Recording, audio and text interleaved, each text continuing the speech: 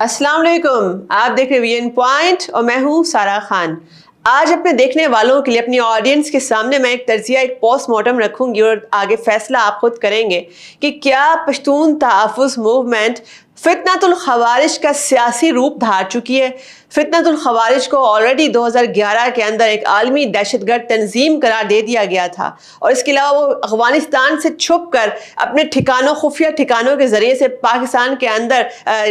Instability फैलाने के अंदर, अफरा तफरी और इसके अलावा केओस फैलाने के अंदर उनकी सरगर्मियाँ जो आप सबके सामने हैं। तो हमने ये देखना है कि जो पश्तून तहफ़्फ़ुज़ मूवमेंट है उसका और ये फितनतुल ख़वारिज का क्या नेक्सस है, इनका क्या गठजोड़ है और क्या आया इनके जो ऑपरेशंस हैं वो सिंक्रोनाइज्ड हैं, इनकी क्या एक ही स्ट्रैटेजी है, इनका क्या एक ही गोल है कि पाकिस्तान की बुनियाद के ऊपर हमला करना, नजरे पाकिस्तान को अपने मज़मूम मकासद के लिए कंट्रोवर्शियल बनाने के लिए एफर्ट्स करना। क्योंकि हमने ये देखा कि अभी जो इनकी जो ग्लोबल एहतजाज की जो कैंपेन है कलअदम पश्तून तहफ़्फ़ुज़ मूवमेंट की, उसमें पाकिस्तान की एम्बेसीज के ऊपर जो अटैक किए गए थे उसमें अफगान बाशिंदे भी मुलविस पाए गए थे जो कि काइंड ऑफ मिसक्रिएंट्स थे, खवारिज टोले से ही उनका भी ताल्लुक था। अच्छा, इसके अलावा जो पाकिस्तानी एम्बेसीज के ऊपर जो पूरी दुनिया के अंदर जो अटैक वगैरह हुए उसके अंदर हमने ये देखा कि पाकिस्तान का झंडा एम्बेसीज से भी उतारने की कोशिश की गई, उसको नजर आतिश करने की कोशिश की गई। और ये जो पूरी की पूरी ग्लोबल प्रोटेस्ट मूवमेंट जो पीटीएम की चल रही थी, इसको हमने देखा कि जो दुश्मन ममालिक हैं वो बहुत ही इसको बढ़ा चढ़ा कर पेश कर रहे थे कि खास एक एंगल से, खास प्रिज्म के जरिए से। तो इनकी फंडिंग कहाँ से आती है? ये इतना बड़ा जो ग्रैंड ऑपरेशन हो रहा है ये आइसोलेशन में तो नहीं हो सकता। इसका मतलब ये हुआ, जैसे हमने देखा कि हम अगर सक्सेसिव अपनी जो है वो जो क्रॉनिकल्स हैं, अपने जो पीटीएम क्रॉनिकल्स हैं, उन सबको हम आइडेंटिफाई करें। हम ये देखते हैं कि डीजीआईएसपीआर की सक्सेसिव जो प्रेस कॉन्फ्रेंस वगैरह आई उसमें हमने ये देखा कि रॉक और एनडीएस का डायरेक्ट इसके साथ लिंक है पश्तून तहफ़्फ़ुज़ मूवमेंट के साथ। और अभी जैसे फौरन ही जैसे कि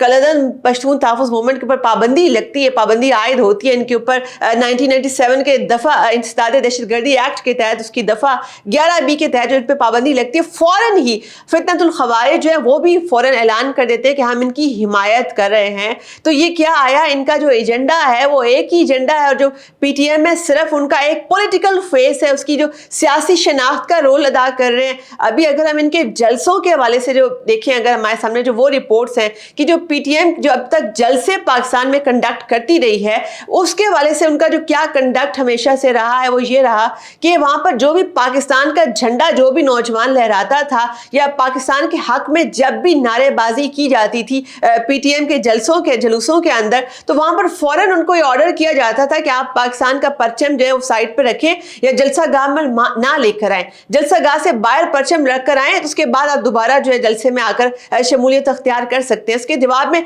बहुत से नौजवानों ने इनको काउंटर करने की कोशिश की कि हम पाकिस्तानी शहरी हैं, ये वतन की हमारी शनाख्त है, ये परचम जो है ये धरती माँ की निशानी है, तो हम इसको कैसे इसकी बेरुमती कर सकते हैं, इसको हम कैसे अपने सीने से जुदा कर सकते हैं। तो इसके जवाब में जो ये पश्तून तहफ़्फ़ुज़ मूवमेंट की जितनी भी लीडरशिप है उसका एक ही जवाब होता था कि हमारा इस परचम से कोई ताल्लुक नहीं है। तो इसका मतलब तो ये हुआ साफ कि इनकी जो पाकिस्तान दुश्मनी है वो पहले दिन से ही आया है। हालांकि स्टेट ऑफ पाकिस्तान ने इनको हर मौके के ऊपर एकोमोडेट करने की ही कोशिश की। आपने ये देखा होगा कि अभी भी जो इलेक्शंस हुए थे उस वक्त जब गवर्नमेंट बनी थी रिसेंट, वो इनको सीट एडजस्टमेंट के तहत हमेशा पार्लियामेंट के अंदर जो है वो जगह दी गई ताकि ये एक पार्लियामानी स्ट्रगल के जरिए से अपने जो भी जायज़ हकूक हैं उनकी डिमांड रियासत पाकिस्तान से करें। और जिस तरह जमहूरी कुव्वतें होती हैं आपकी, चूंकि डिफरेंट एथनिसिटीज़ हैं पाकिस्तान के अंदर, डिफरेंट कौमियतें हैं, डिफरेंट कल्चर्स हैं, डिफरेंट रीजन्स हैं, तो सबकी अपनी अपनी डिमांड्स हैं, सियासी डिमांड्स हैं, सबके अपने अपने नज़रियात हैं जो कि जायज़ हैं और